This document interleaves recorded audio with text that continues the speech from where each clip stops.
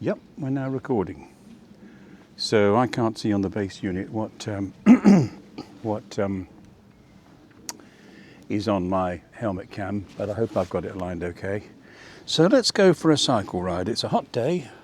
Been busy doing my jobs this morning, and I thought I'd just make a sandwich, all in there, and head off down the Trans Pennine Trail and go and have me lunch.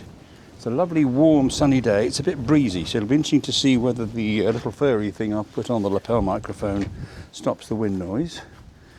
I'm just going to get on the bike and adjust the wing mirror. I like to have the wing mirror working as good as possible so I can see the idiots when they go by, but we'll be off the road mainly. But even on the cycle trail you can get the odd kind of person comes along, rushes up behind you, doesn't ring the bell or anything like that, and I'm not going fast, so right, so we'll just put the bike out here and we'll close the gate like that, and I think we'll whiz down to Cowfield first, Cowfield Park, that we've worked so hard to try and turn from just a kind of muddy field into a place where people can go and walk and sit, walk their dogs and things. So let's just head off down here. Along we go, down the potholed road that is Stokoe Avenue. And this is the new development being built here. And much fuss it's caused as well, but anyway. So we'll go up to Cowfield and we'll have a little look, see if we can just nip in here ahead of this lady. Just nip in here, right, okay.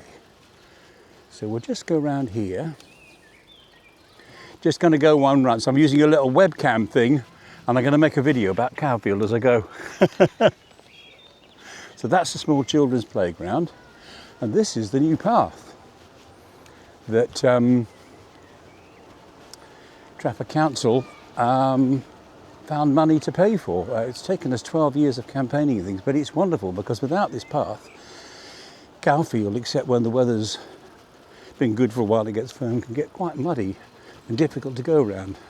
Coming up ahead is a little children's plaything that we made into a bench. I had a few spare paving flags and someone put them down, and now you can sit on the bench. I'm just doing a video, so don't mind me. And there's some nettles there, I think I need to clear around it.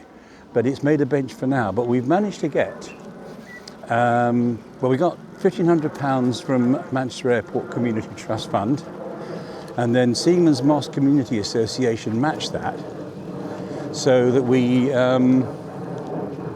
now have £3,000. We've managed to buy two really good durable benches, adult benches, one of which I think we'll put here on the bend, because it's lovely going around this path, but people might need to sort of rest, especially, you know, older people. And there's also a disability centre down the road, and they bring them down in their wheelchairs and things. So this, by the way, is the Bridgewater Canal that Cowfield runs right alongside. So it's wonderful. And here's some of the sort of the blossoms on the trees and things, and there's, oh, it's a lovely looking honeysuckle just getting going. It is the most beautiful honeysuckle when it comes out, and it's all along the railings here. It's just starting to come out in flower. And then we think, and these trees, by the way, these 18 trees were all from Seamons Rd Community Association and planted by Trafford. And they're slowly taking, a couple have died, but most are taking. We thought we'd put the other bench here, kind of looking over there or something. No point in putting a bench down in this corner at the moment because with the building going on, of the houses and things, I don't suppose people at the moment particularly want to stop there by all the machinery. But once it's all done, I think we might try and find the money for another bench here. They've moved we moved the goalposts. They've been moving the goalposts in Cowfield so that there's a fresh bit of ground for the kids to play on. It's just an informal kind of sort of thing, and the council are very mean. I mean, they won't buy any nets or anything, so we're going to try and get some money for those. Cowfield is great for wildflowers. Oh, and I should just glance back, because all along the railings there, the children and their parents planted wildflower seeds last Christmas. Well, I don't know whether it was autumn or something, whether it was all winter anyway, autumn, winter, and I think there's a starting to come up now. Should be flowering more soon. There's none flowering yet, but because they've got grass to compete with. But for the rest, there's so many daisies and buttercups and things in Cowfield. And we get loads of daffodils over on the banking, which we planted some years ago with the school kids. So that's all rather lovely. but there's a real shortage of play equipment for older children, so that's an issue. There's the zip wire, which is great fun. You can see over there, if I just move forward a bit. The swing's been taken away. So, but it's so expensive to try and get stuff that will meet the council's standards, and they have no money to do it, so there we go. Anyway, these are some more new trees that have just been planted this spring, so this is great. So what with the path and the trees around it and the benches, it's all looking rather good. Then as we go along here, we found some old kind of wooden bench and put it in here a few years ago, and it's sort of okay. But also with the money, we've managed to get a small children's picnic table, which we're going to put somewhere in this area here. Not quite sure where it'll be.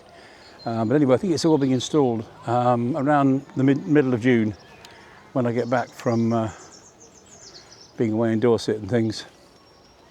So that's that. And I love Cowfield. I mean, it runs along the canal, it's beautiful and tranquil. Just the kind of thing you want. It doesn't need much maintenance. It's a kind of a wildflower meadow, really. Just let this car go before we come down here. Righty-ho.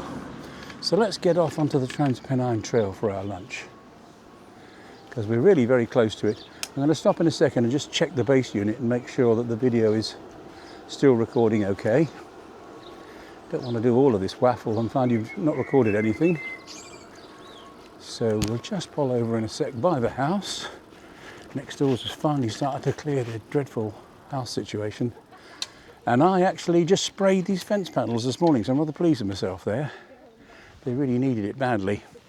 And my back held up and I've managed to get it done. Yeah, we seem to be recording okay, so let's just carry on as we are. Okay, off we go. Yeah, rather pleased with those fence panels. Hopefully they'll last for a bit. Some of them are rather knackered. Right, so down Stoker we go. I mean, look at the state of this road. Trafford's got some of the worst roads in the country. And it'd be no surprise to know that we're not high up on Trafford's list. So we've only got to get ourselves down Stoker. And then once we've done that, we head over the little bridge, over the Bridgewater Canal.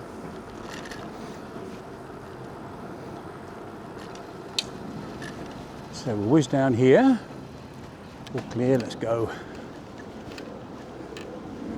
Right. So here's the historic little bridge that goes over the canal.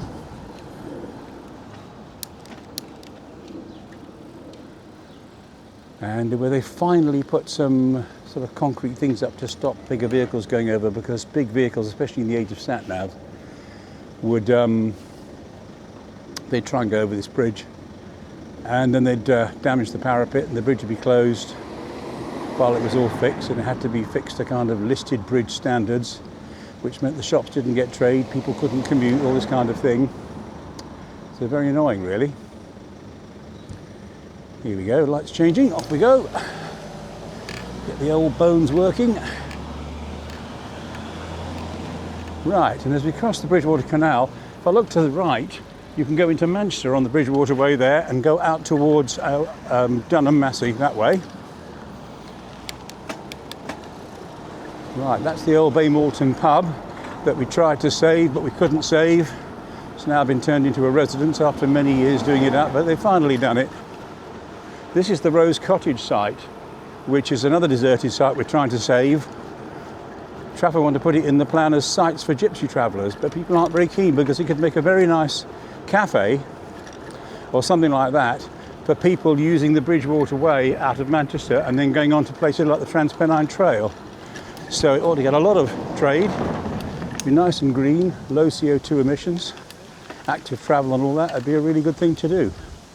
So as you can see, people like to sort of park their cars here and go off on the Trans Pennine Trail. There's not enough parking for cars, really. That's the only problem with it. So they struggle. So here we go. And this is the old, as you can see, the old Lim Railway, which has now been made into a kind of horses can go on here, cycles can go on here, walkers can go on here. I wonder if the lady's been having a word with that cyclist ahead, because that's clearly not a kind of a legal one. That's a kind of a powerful one. But hey, life is what it is. But isn't this lovely? And just over there is my house. if you look back over there, you'll see the back of my house. I won't bother to point out which one it is. And you won't see it so easily soon because they'll be building the new houses. Hello. Right. But it's absolutely wonderful here. And from my friends Rob and Ian, some mystery electric glider flyer was using this field for a bit 2 or 3 years ago. I don't know if they were supposed to or not, but they were busy flying in there, and I thought, I wonder what that's all about, and when they'll get caught and stopped, whether they've got permission.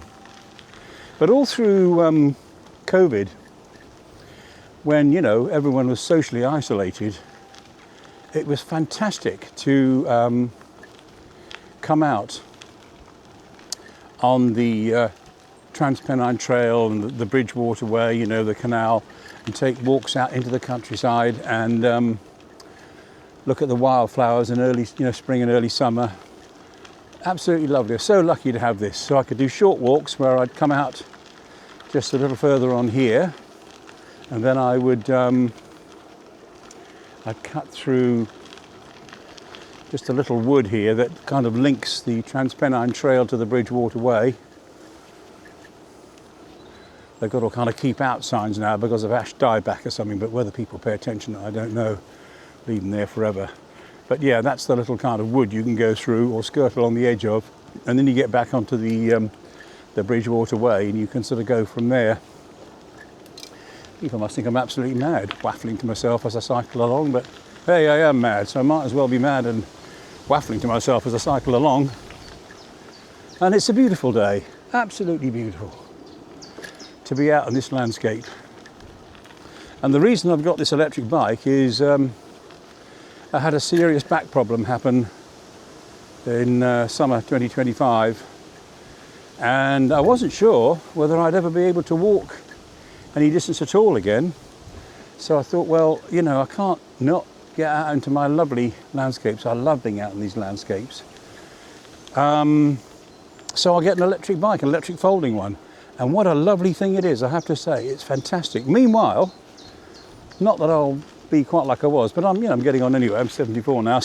But meanwhile, my back has recovered a fair bit, and I can actually walk quite well. Hey, mate. Hiya. And I can actually walk quite well. So there's a guy going by. So he didn't give any warning of him coming up. He's come up on my blind side as well. So I could easily have moved and been hit, but there we go.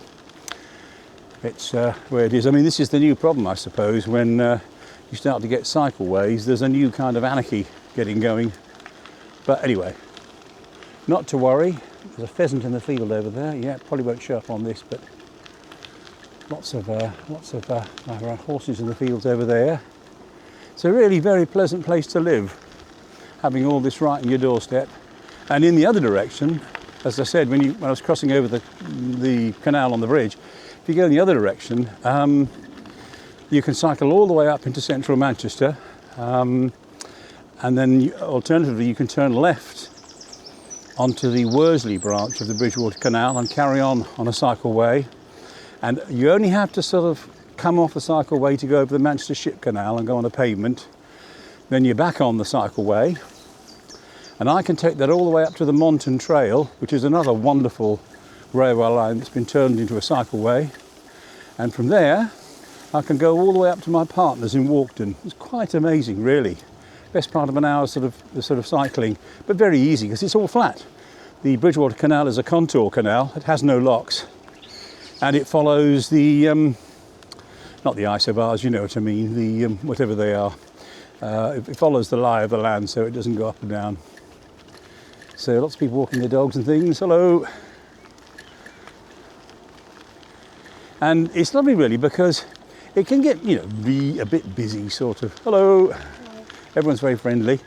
You could come off here and go down towards Dunham village, only you'd have to get up those steps. And the folding bike, even though it's pretty good for what it is, it's still heavy. And with my bad back, I'm just checking I'm going to adjust my rear view mirror actually, so I can, that's a bit better, my wing mirror, so I can see a bit better. It's better. Yeah, with my bad back, I can't be hiking things like this up the stairs. Another irony with this is they're very kind of stealable, so you have to have really kind of good locks. And the one that's here, the orange thing there, when you can see it, I mean, that won't go round things like lampposts and stuff. So, you know, it's a slightly limited use. So I've got a very heavy chain that will go round lampposts. But the trouble with that is that and this, it all adds, hello, and weighs a ton. There's a real cyclist. They don't probably talk to us electric cyclists. Serious people.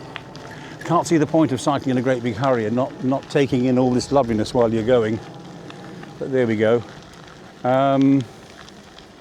So yeah, by the time you've got all these locks on the bike as well, and all your bits and bobs, your cycle bags and things, and all the things you like to carry, the kitchen sink, it's that much heavier, significantly heavier actually because of the locks, to carry upstairs and things, but it's not on anyway. So as you can see, reasonable number of people cycling on here. Not seen any horses yet, but I can see evidence of horse poo. Is that horse poo up ahead? Might be. Now we're into more open space, and we're heading, where are we heading at the moment? Yep, it's horse poo, isn't it?